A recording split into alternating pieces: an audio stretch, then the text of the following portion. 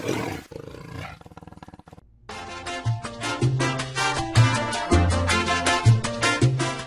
looking at the third of the perfect lessons today. The perfecto, haber, which is to have in English, plus adio, ideo, which is ed in English. We've looked at the perfectos already. We know there are three of them. Today we're going to look at pretérito anterior. We have already seen pluscuamperfecto and perfecto. We will start right now with a review quickly of perfecto, which is haber in a present tense. Has, hemos, habéis, han, plus the adio, ideo endings for AR, ER, and IR verbs. In English, it is I have, studied, defended, lived.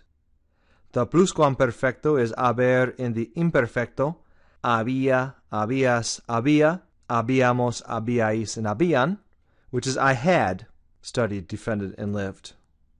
Today we're going to look at the pretérito anterior, which is the third of the three perfectos. The challenge today is, even though it's haber in the indefinido, it is still translated in English, I had. The English translation will be the same as the translation for the pluscuamperfecto. Haber in the indefinido is still going to be I had, you had, she had, but the conjugation in Spanish is hube, hubiste, hubo, hubimos, hubisteis, and hubieron. This might look familiar to you. This is very similar to the verbs estuve, anduve, tuve. It's very similar to that. It's the same tense of the verb. It's the indefinido of the verb. So we have a situation here between two versions of haber that both mean the same thing in English, which is I had. The pretérito anterior is haber in the indefinido, and is what we just looked at. Hube, hubiste, hubo.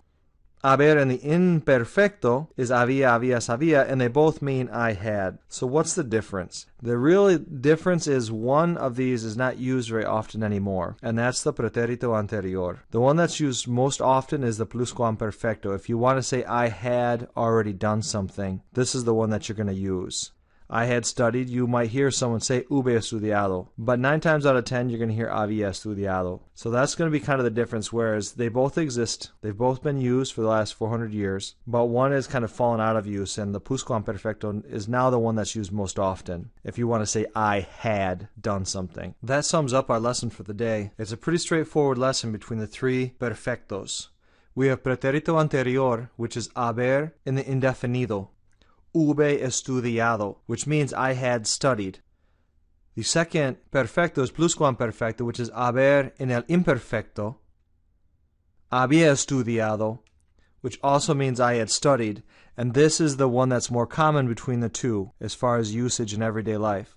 The perfecto is haber in the presente. It's irregular.